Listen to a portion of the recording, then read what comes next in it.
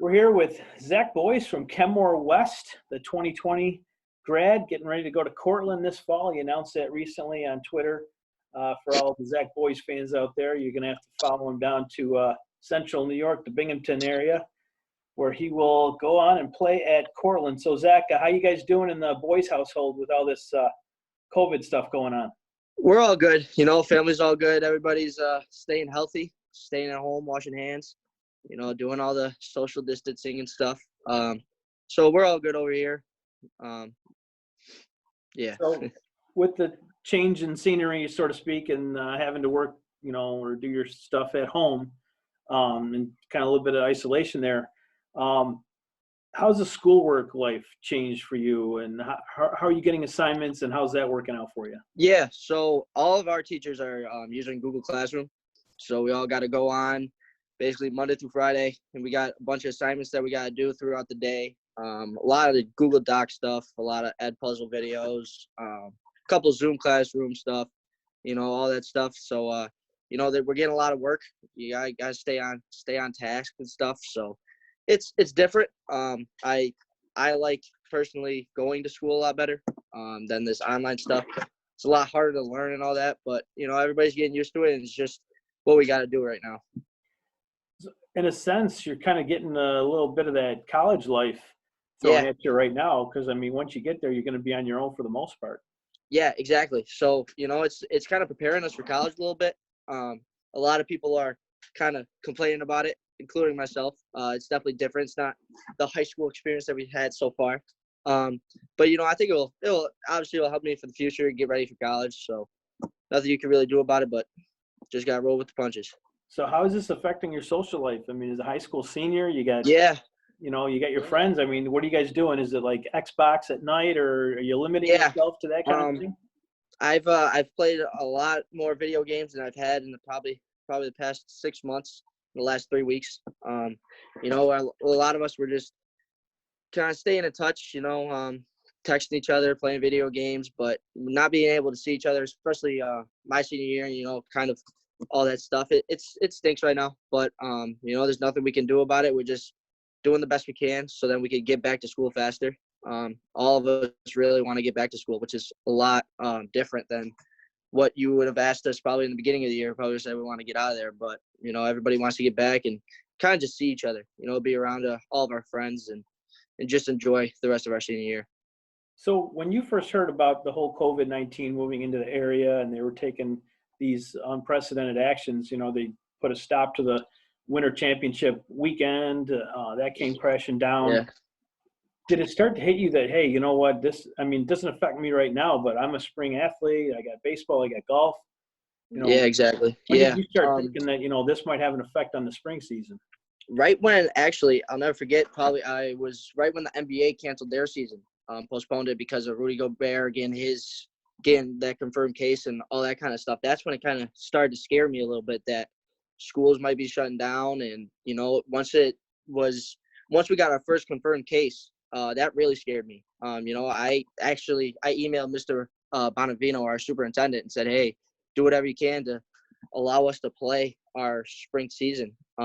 Especially with the baseball team that we have, we really want to prove that we can defend that sectional title. So it was really tough. Once we got because our first week, we only had tryouts. We didn't really practice or anything. I think we had 2 practices in. And then that Sunday was the news that we're done for school till the 20th. So it was really hard to start, and we didn't really know what was going to happen. And then once the New York State Association came out with that letter saying we're going to try to keep everything in, that's hope. So we're just hoping and praying that we're able to finish out the spring season and with everything that's going on. So we just got to wait and see. And the Blue Devils did have a really good 2019 season. I know you guys won the Section 6 title. You went out to Batavia and played in that regional game. And you guys had a lot of talent coming back as well between yourself and Raphael. Yeah. How are you communicating with Coach Haynes and your other teammates, and what are you doing to kind of stay prepared in case there is a spring season? What are you doing? Yeah, we're trying, with everything that's closing down right now, we're trying to find spaces where we can practice, and but with all this social distancing, we're kind of just waiting to see what will happen. I've been texting Coach Haynes a lot, just saying, hey, heard anything, all this and all that. And, he's telling us when he hears something. It's really – nobody really knows anything right now. You can't really predict this.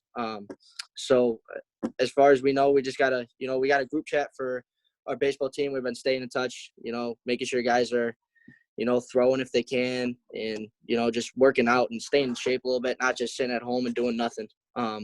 But I know personally myself, Matt Stramera, Rafi, Jake Jones, basically all the guys on the team, we are really itching to get back.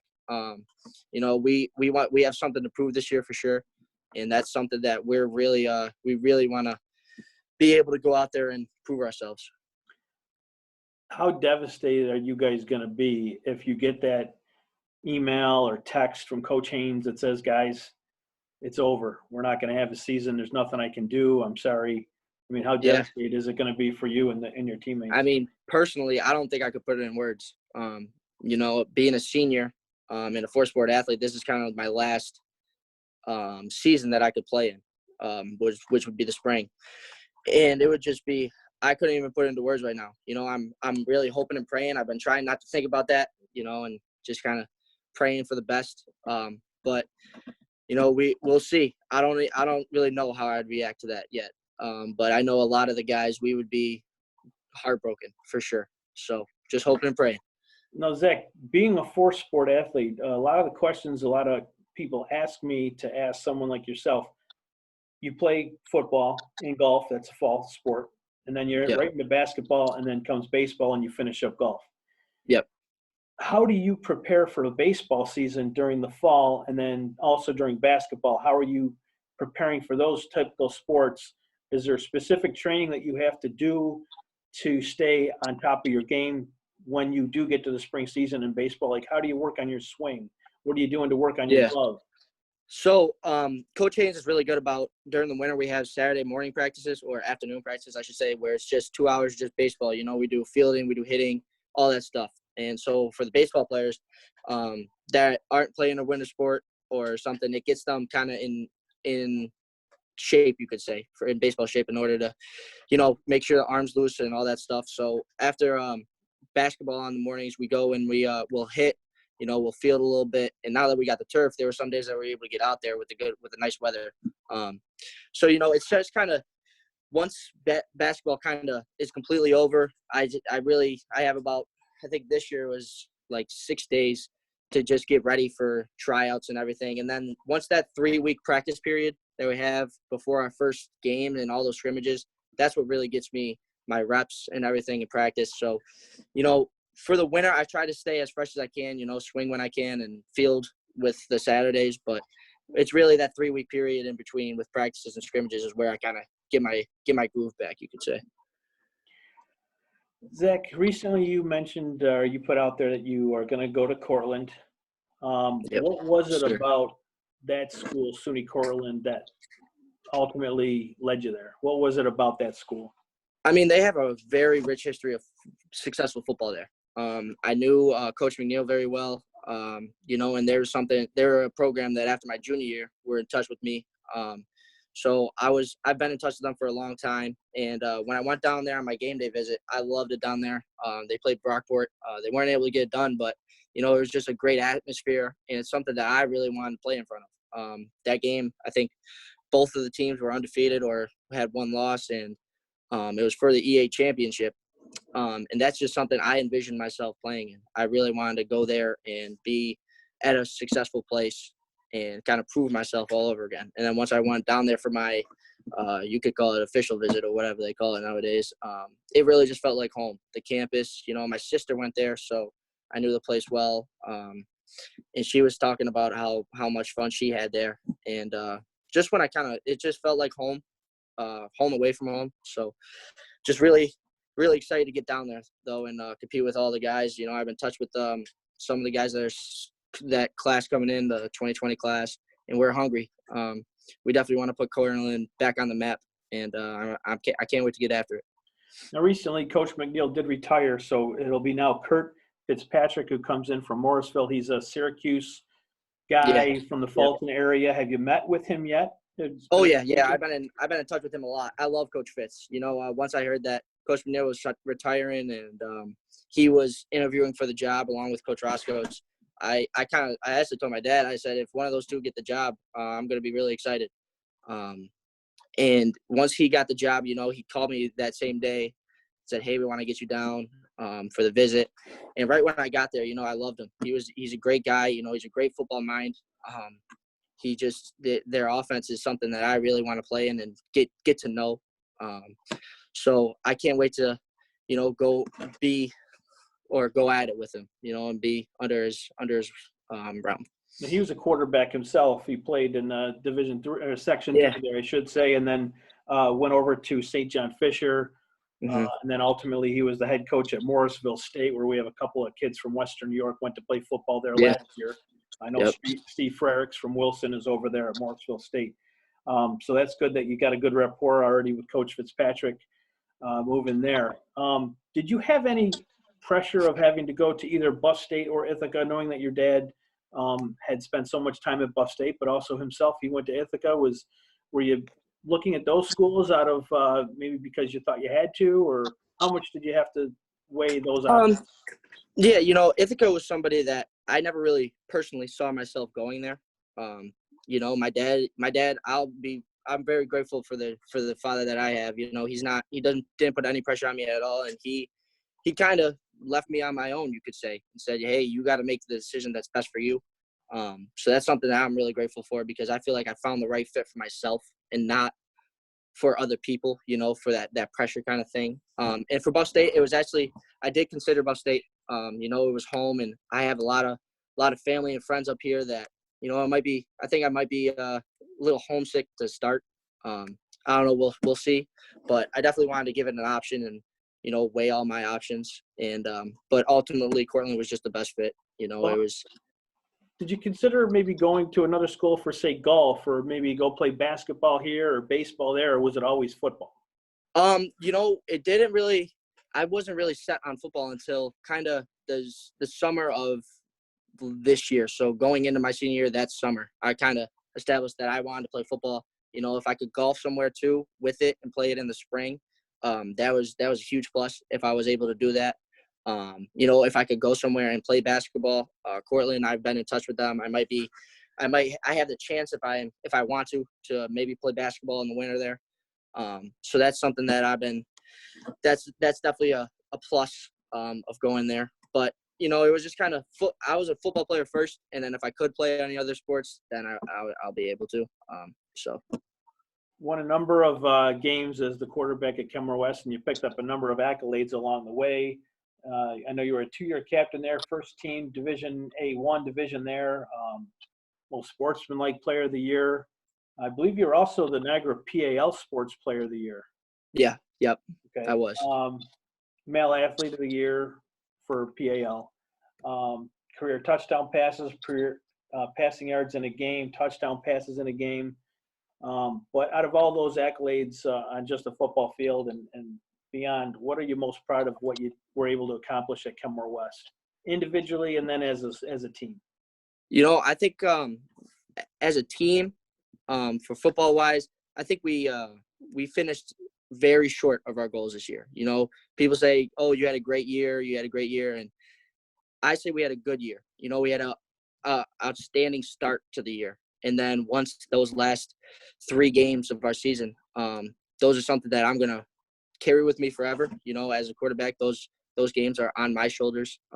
They eat me away every day. So something that I'm probably the most proud of is how our team started this year. Coming in to camp, I think we only had the first day, only had about 22, 23 kids show out. And then the week 1 to go out and beat West Ithaca West, who has been dominant the last 2 years here in New York in Class A, really. It was a great step, but I was just really disappointed in the way that we finished the year. But I think the most proud I am, or most accomplishing thing we did at Kenmore West, was start the year that we did this year. Zach, With your, I mean, you're obviously not just talented athletically, but also you're gifted academically as well. Heading into high school, you probably could have gone to any of the private schools if you wanted to. Why did you decide ultimately to stay in town and play for your local public school? Yeah, Coach Haynes and Coach Metz, I knew them. Coach Haynes was actually my TTFA coach when I was growing up, so I knew him really well. I kind of wanted to play for him as I came in, and then once he got the job, it was a plus. And then Coach Metz, I was doing the basketball camp, and I really wanted to play basketball for Coach Metz. He's one of my favorite coaches of all time. He was the first, as I said, to kind of believe in my skill as an athlete. So that was somebody I really wanted to play for. And I was gonna go to. I really wanted to go to West because of my friends too. I had a great group of friends over at West, and I was supposed to go to Kenmore East.